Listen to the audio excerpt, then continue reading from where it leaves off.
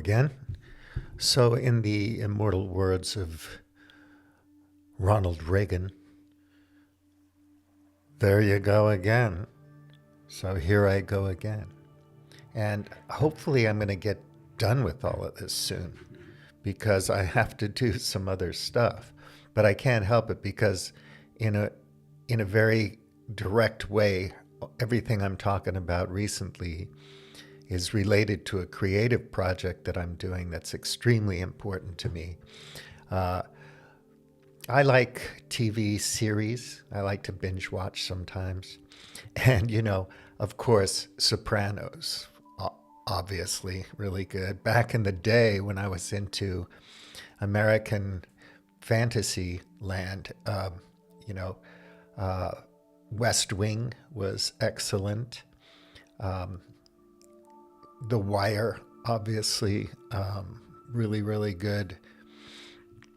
Breaking Bad, and the whole Yellowstone franchise, and then these days Landman, and a few others that are extremely good because they are very topical and they deal with, looking at a culture in a very interesting way with really dynamic, deep, well drawn characters and wonderful dramatic conflict.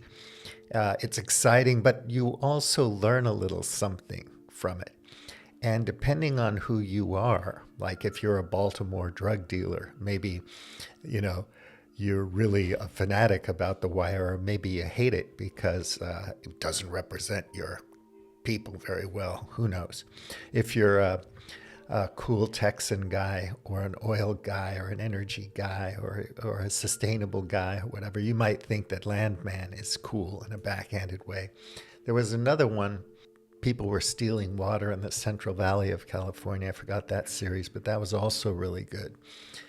So if you're, into the West and you have this romantic vision of the pioneers and the Wild West and settlers and cattlemen and rodeos and whatever, then you'll probably think Yellowstone is really cool, and it'll kind of represent you. You'll identify with it in a really deep way.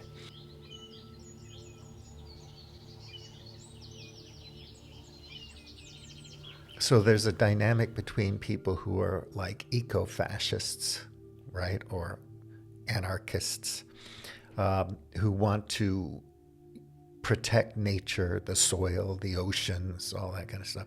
And people who believe that technology is the answer, that all we need is better AI, AGI, and we can protect everything. But generally speaking, I think the tech side of it is more human centric,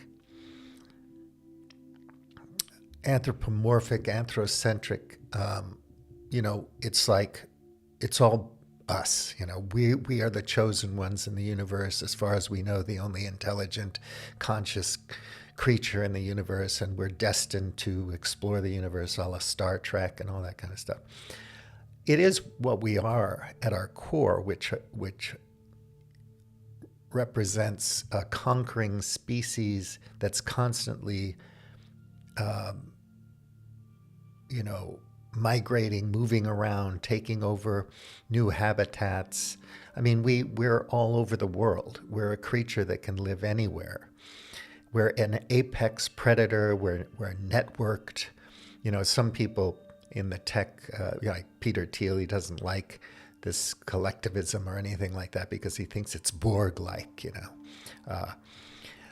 They believe in individuals. Well, tech people would believe in individuals because they believe in themselves and themselves only, and think that they're the brightest, smartest solution to all of our ills. And basically, they just want to win the game. And we believe in it because we have these powerful phones in our pockets, and we fly around on vacation and take cruise ships to the Bahamas and go shopping and stuff like that. And we think it's all really cool. We go to the big games and so on, and we're very well entertained. So we're pretty excited and happy about it if we have enough money and we live in in Northern Europe or Australia or Japan, places in the Anglosphere under the protection of the empire, the United States of America, the global hegemon, constantly aspiring to control the world, and so on and so forth. Though these individuals, libertarian techies, don't believe in the USA per se, or nation states or anything like that.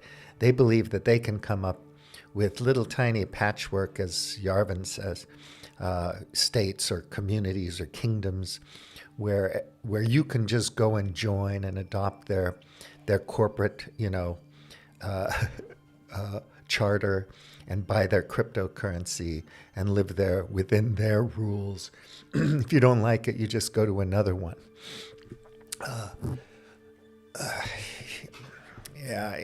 There's a whole bunch of these guys.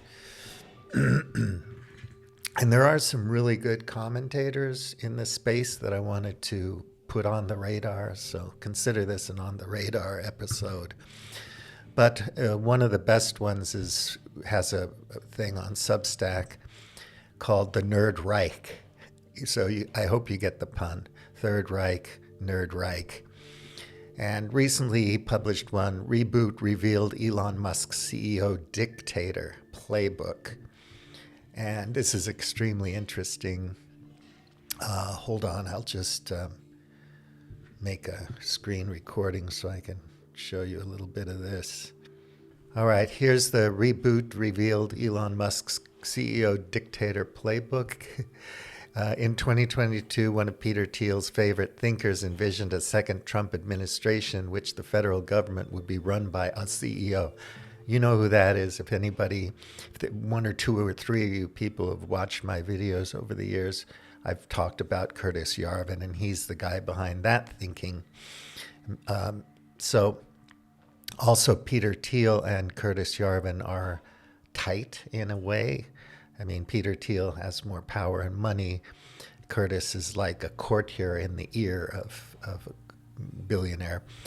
Anyway, the backstory in this one, he says, Curtis Yarvin, Peter Thiel's house philosopher, called for something he dubbed RAGE, R-A-G-E, retire all government employees.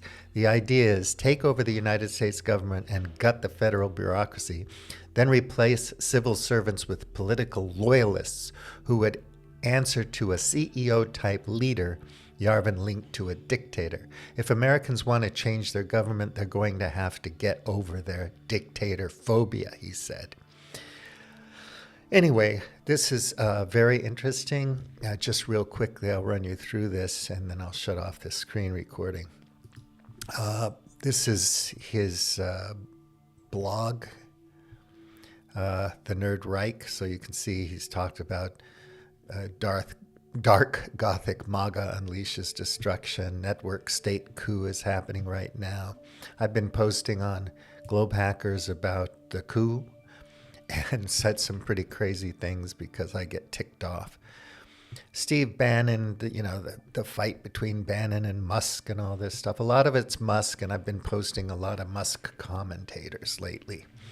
So as I said before on my blog here at cospelon.eu, my little blurb here, become aware of it, pay attention to it, read about it, learn about it, write about it, talk about it, teach it.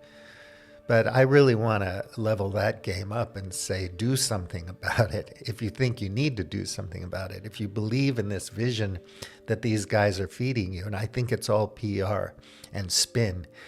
They just want to play their game the way they want to play it. They don't give a damn about the plebs and proles, the common, ordinary human being. They don't care about you. It's not democratic at all.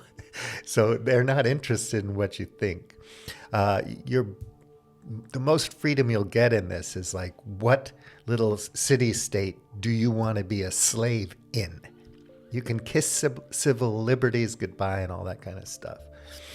So, we got to do something besides have the conversation. So in this today, I was looking at this from some of the people I follow, and then I was kind of putting some things together just to introduce my few friends who follow me to these ideas I've been harping on for a long time. I used to do kind of ironic humor videos, sardonic videos, talking about this. And I tried to put them on YouTube, and it was unfortunately during the COVID thing. So they just shut it down because you'd say a word about anything. Talk about virology, not even the coronavirus, just say virology and you're off. So they had a lot of censor algorithms to keep people talking about conspiracy-esque type of stuff. And the Great Replacement and all these things, you say them and you're just shut down, even if you're criticizing them or just trying to raise awareness about these stupid ideas or make fun of them. Nowadays, it's loosened up just a little bit, but there's no free speech on X. X is for Elon Musk, not for anybody else. So if you're a super fan of Elon, you go there, or you use it just peripherally because people are on there. But it's not really for common people. It never was, Twitter or X. So here we're talking about key billionaires and the TESC-REAL bundle, and I've mentioned that a few times. So anyway, I have a little opening thing here, and we've got to understand and evaluate the social impact of these people. So these are some of the people behind Trump. Trump's an empty head. You can't Trump whisper. You can't hire a psychic online to go and talk to Trump like you would hire one to talk to your cat, to find out why your cat's spraying on the wall or something. You can't whisper Trump. He's an empty-headed guy. People whisper in his ear and then he parrots it. That's it. That's why he shifts around and changes all the time and does crazy stuff, and no one in the world can figure him out because there's no there. So if you want to understand Trump's thing, you look at the agendas, the religious side, the Zionist side, the New Apostolic Reformist side, as well as the tech side, and that's culty as well, right? And the NRX side of it, all of these things behind the scenes that are influencing him. And you have to look at J.D. Vance because he's the next level. He's the true believer in this agenda, the Nerd Reich, who's supposed to take over for the next 30 years. Like, think of Salazar in Portugal. But in this case, it's going to be, I don't know if it's America first or not, but, like Trump says, go on federal land and have these chartered cities and so on and so forth. He doesn't know anything about this. He hasn't read up on Peter Thiel's philosophy or Curtis Yarvin. He gets it all from this guy. So you have to know who Vance is. So these are the core, cabal.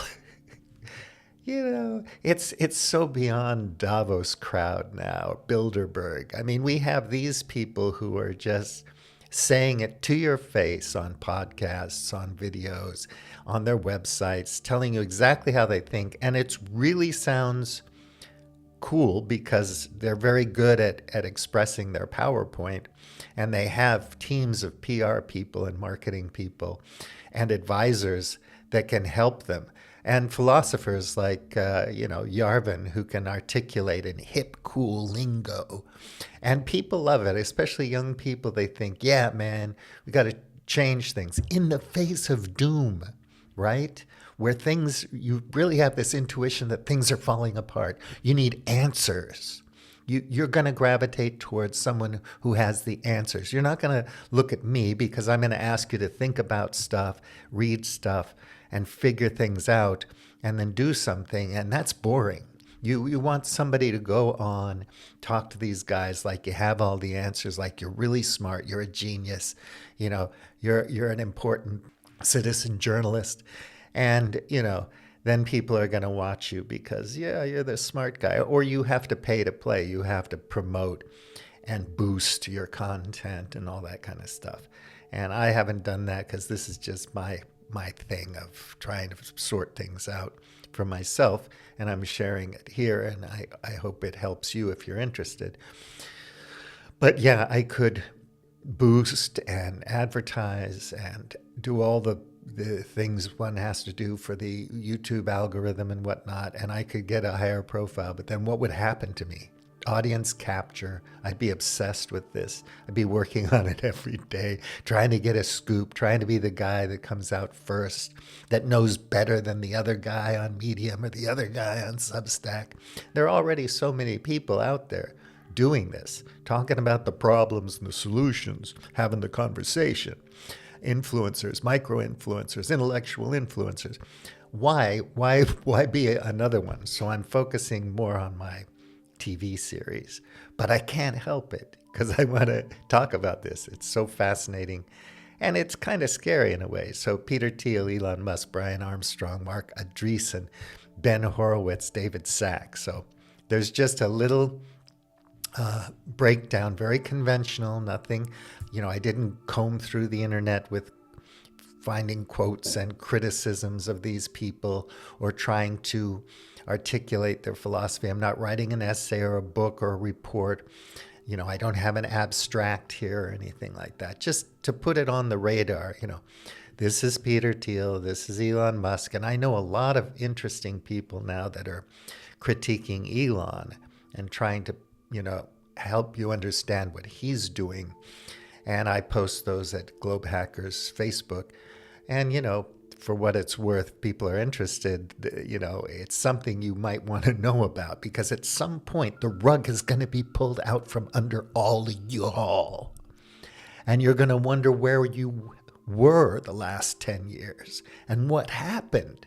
And it's going to happen so quick, you'll hardly notice it. And you'll wake up one morning, everything will be different. And keep in mind, these people control contracts with the military-industrial complex, surveillance technologies, crypto and other currency solutions that will curtail your freedom. At the end of the day, you will be tracked 24/7.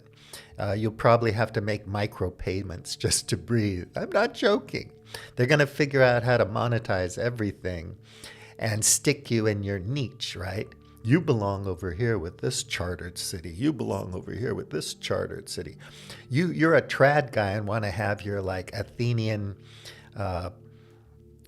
trad something or another, white supremacist chartered city in Arkansas, and you'll get the investors, the people move in, and if you're African American, you might want yours as well, or if you're a socialist rifle association type who want to protect yourself from these types, you'll probably want to have your chartered city.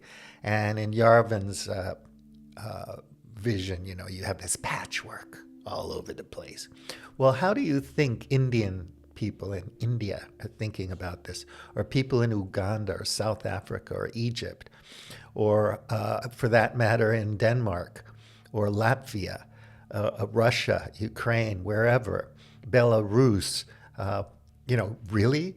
This is such a small micro niche of people, but they're very powerful.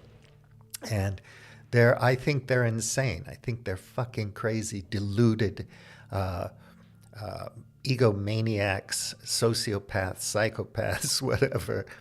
But they really believe in what they're doing, and they think that it's the answer to all of our problems. I talked a lot about accelerationism on my bike rides and things like that. And, half the time I'm joking and laughing about it.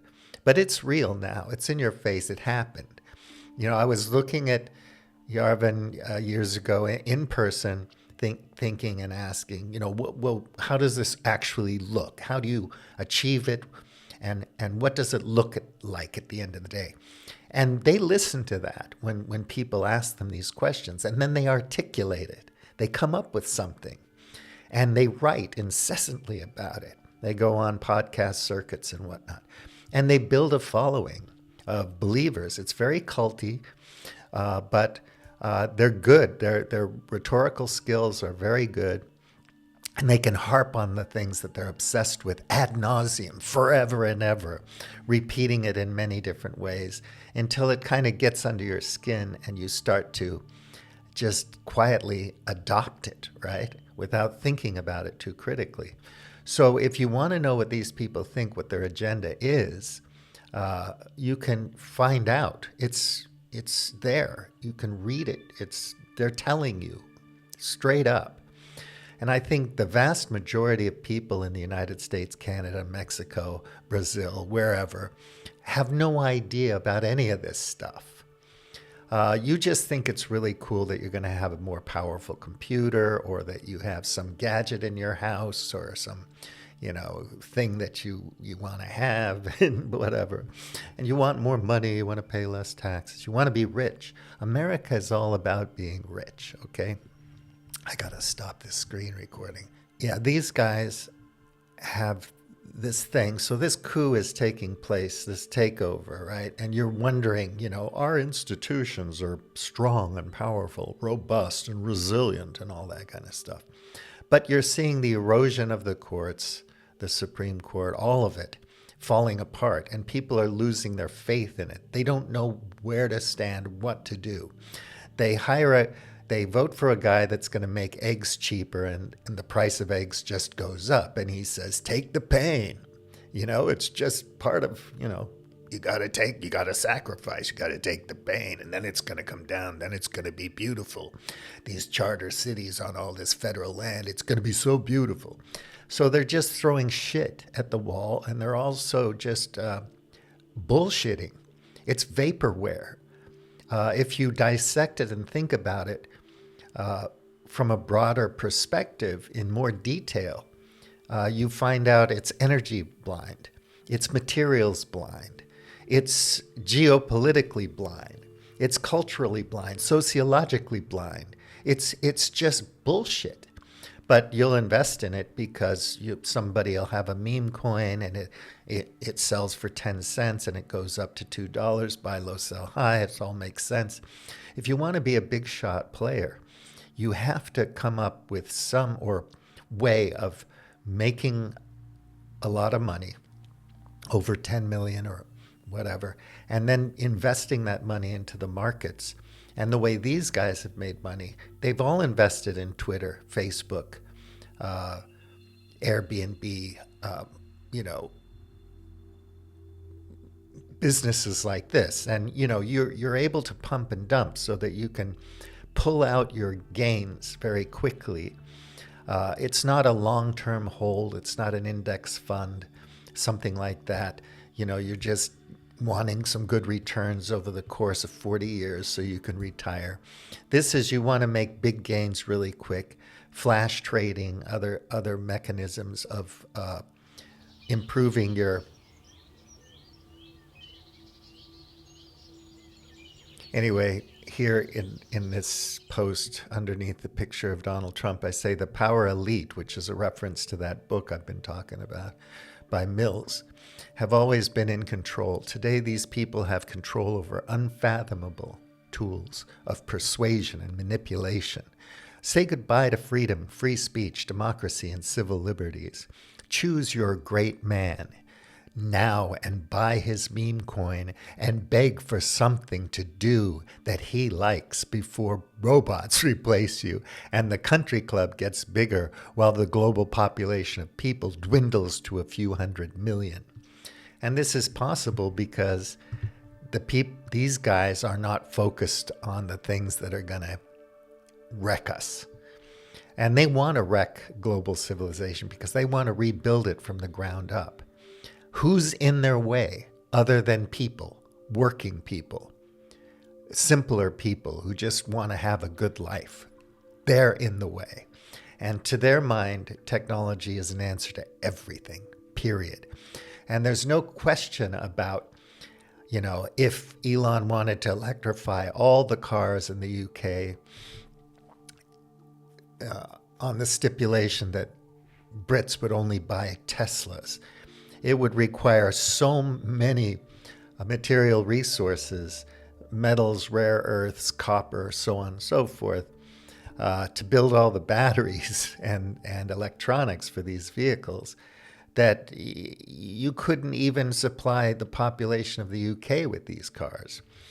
And if you say, well, let's get rid of private vehicles and have some robo-taxis for emergencies or whatever, and public transportation, they hate you, because first they have to make shitloads of money selling you their vaporware, and then they're going to implement some other utopian solution to the problem that they created. Understand this. The externalities element of all this is we create a problem, we have a solution. I get you addicted to fast food, I come up with a Ozempic or something, some way to lose weight or to manage your blood sugar, that's a pill, and charge you shitloads of money for it. And, I'm not saying that modern medicine is bad or science-based medicine, evidence-based medicine. It's good. But the profit motive behind it is what wrecks it, what makes it an untenable way of approaching health. It's just for profit. And, until we understand that it's all profits first for these people, we'll never be able to slow down and do things properly, in my opinion. So Brian Armstrong, a little bit about this. And then Ben Horowitz, he said, the hard thing about hard things is that there are no hard things. Sounds good, doesn't it? If you're a young person, you want to become a billionaire, that makes sense to you. I remember the book, The Next Thing, the Netscape guy, who's one of these dudes, it's always the next thing, that you can get in on at the ground floor, make a shitload of money, and then move on. And look, I'm not going to tell you that it's bad to make a shitload of money by investing in something. That's not what I'm saying. But at some point, these people drink their own Kool-Aid and read their own press releases, and they become megalomaniacs. So this Andreessen Horowitz of Silicon Valley, so it's a book called The Hard Things About Hard Things. So building a business when there are no easy answers, Ben Horowitz. So I used to read all these things. I'd get them in airports, and I would read these kind of books, trying to get a leg up, a head start. So then I go into the TESC-REAL bundle, which I think you have to look into. So it's a term coined by AR researchers Emily Torres and Timnit Gebru to describe a cluster of interconnected and overlapping ideologies prevailing among the tech leaders and investors, particularly in Silicon Valley. It's essentially a court philosophy of the global oligarch class, serving to justify and accelerate inequality in pursuit of a utopian future. So some of these things are transhumanism. So I won't read all this because you can read the blog post. Extropianism, singularitarianism, cosmism, rationalism in a different sense than normal philosophical rationalism that you'll find in the Stanford Dictionary of Philosophy, for example. Effective altruism and long-termism. So their idea is we want to be rich kings now so that in 100,000 years from now, there's this perfect utopia. And you should sacrifice your life for that because we tell you to, because we said so. So these are interconnected ideologies with the utopian vision, justification for inequality, a kind of new serfdom, or you have the kingdoms and you have the tenant farmers and you have the courtiers like Yarvin, the priests and so on and so forth. And that's what we want to go back to because democracy is not working, folks. There aren't any democracies. Well, we could build one, but it would require not being as individualistic and libertarian as these people are. So the influence of tech and its it's a bizarre concept, right? So I would read this blog post to get an idea. There's another lady who's put up some videos recently about Benjamin Netanyahu, and you have to understand Trump loves Netanyahu a lot, and for obvious reasons, because he's a powerful mob boss who gets away with everything, and he loves that. So her YouTube channel is called Blonde Politics, the silly serious. So she goes into Ben and she goes into the dark gothic and so on. Not a whole lot of videos yet, but pretty interesting. She goes through all this so you can watch her. I'm not the guy that knows everything. So I do put other people's work up and recommend you look at it, which takes away from my audience, because now you should be spending all your time listening to what I have to say because I'm so fucking smart. Yeah, so what else did I want to say here? Basically, introduce you to that stuff. Put that on your radar. Put that in your pipe and smoke it. Chew on it a bit. Ruminate. Think about it. Ponder. Have some thought experiments. Philosophize. Read a book or two, and so on and so forth. But if we don't get on top of this, these guys are going to take things over. Yeah, but anyway, I tend to get a little bit ticked off, and so I go on these tirades. I don't want to be annoying, but I don't think a lot of people are paying much attention to this stuff, and they should be. And so we focus on the shiny things, the shiny objects, or we just maintain our belief systems that we developed decades ago, and aren't capable of seeing what's happening today and how different it is from anything that's come before, because of the technology, because of the global economy, because of many years of carbon emissions, and on and on and on. It's time we got wise and started thinking about this stuff very, very carefully and paying attention to it, because it's going to go off the rails, and when it does, it's going to happen really, really quickly. I know a lot of people are going to say that, I'm nuts. These guys are going to fix everything for us. And, look, if you want to be a player or you want to be free, get rich, because America's all about getting rich. And the more wealthy you are, the more capital on capital returns you have, the more freedom you have. Because, you've got shitloads of fuck you money, and you can buy any fucking friend in the world with enough money. So it's a thing, and it's a good thing for a lot of people, but it's not the best thing for life. And I'm a advocate of life. And when I talk about life, I mean all of it. The soil, the microbiomes, animals, plants, the whole ecosystem that supports us and gave rise to our species. And I have this feeling that our species is just destined for extinction, or some dystopian nightmare like Blade Runner.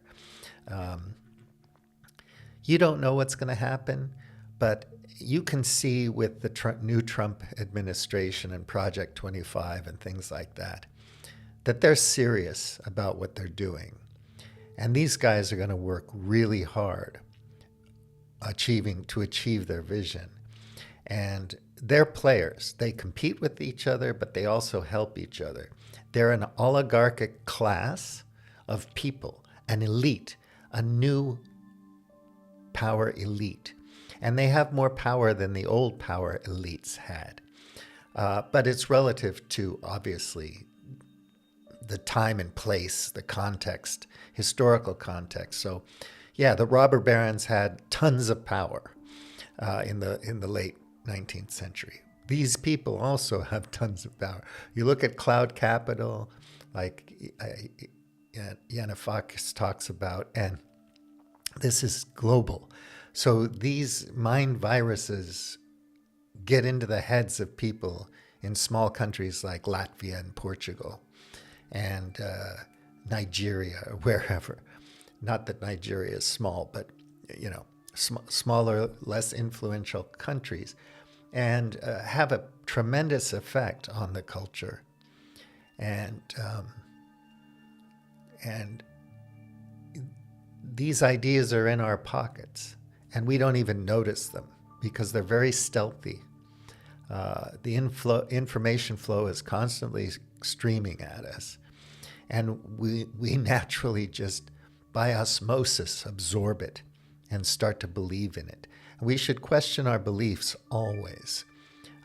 Make it a point to constantly question your belief, what you believe in, and try to look for, primary sources and lines of evidence that can improve your contextual understanding of the thing and its effect on life, your community, life on Earth, and so on. I don't like ecocide, and these tech guys talk about, terraforming Mars. It's a freaking joke. It's madness. But if you want to believe in that, that's your new religion. Have at it. But for those of you who want to go another way, you better know about these people. Don't be a Bob. Don't pretend like they're stupid or crazy and you don't need to know about them. You do need to know about them. And you need to know what they want to do for you or to you. And if you want to fight back, you got to fight back. Okay, take good care. Bulliam T. Out.